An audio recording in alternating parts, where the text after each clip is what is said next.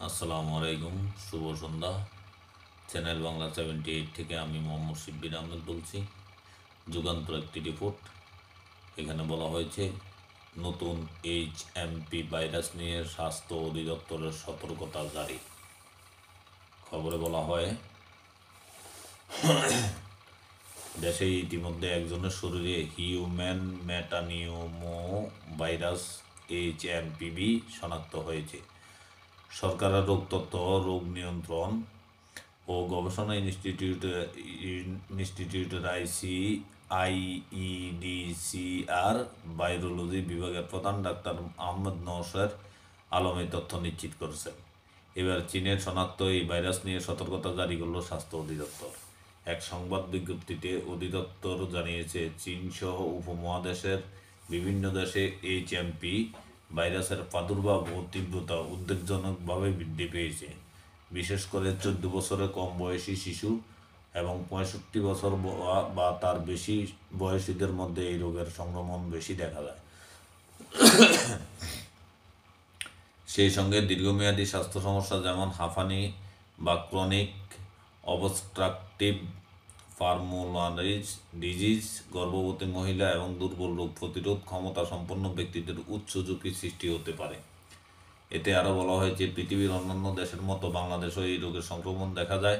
সম্প্রতি চীন ও অন্যান্য দেশে এর প্রাদুর্ভাব দেখা যায়। বাংলাদেশ এর সংক্রমণ নিয়ন্ত্রণ রাখা আবশ্যক, যার জন্য সকল যন্ত্র, সেবাকেন্দ্র, পয়েন্টস অব এন্ট্রি সমূহের স্বাস্থ্যবিধি জোরদার করা প্রয়োজন। এই প্রেক্ষিতে বাংলাদেশে এই ভাইরাস সংক্রমণ প্রতিরোধে নিম্নবর্ণিত নির্দেশনা অনুসরণ করা এবং জনগণের মধ্যে স্বাস্থ্য সচেতনতা বৃদ্ধির জন্য অনুরোধ করা হলো।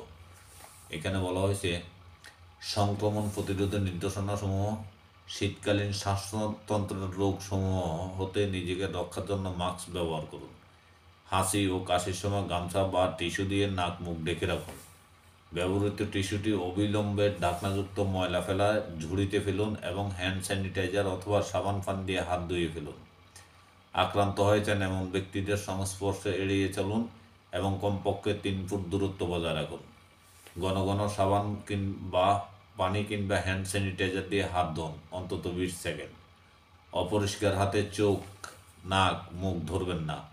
আপনি জ্বর, কাশি এবং শ্বাসকষ্ট আক্রান্ত হলে সুস্থ না হওয়া পর্যন্ত বাড়িতে থাকুন। প্রয়োজন হলে নিকটস্থ হাসপাতালে যোগাযোগ করুন। স্বাস্থ্য অধিদপ্তরের communicable disease control CCD unit পরিস্থিতির উপর সতর্ক দৃষ্টি রাখছে বলে জানানো হয়। এতে আরও বলা হয়েছে, হিউম্যান মেটানিউমো ভাইরাস অন্যান্য শ্বাসতন্ত্র রোগের মতো ফ্লুয়ের মতো উপসর্গ সৃষ্টি করে, যা সাধারণত 2-3 দিনের মধ্যে ভালো হয়ে যায়। আর তাই আতঙ্কিত হওয়ার কিছু নাই। সবাইকে স্বাস্থ্যবিধি মেনে চলার জন্য অনুরোধ করছে স্বাস্থ্য মন্ত্রণালয়। এই ছিল সংবাদ। ভালো থাকবেন। আসসালামু আলাইকুম।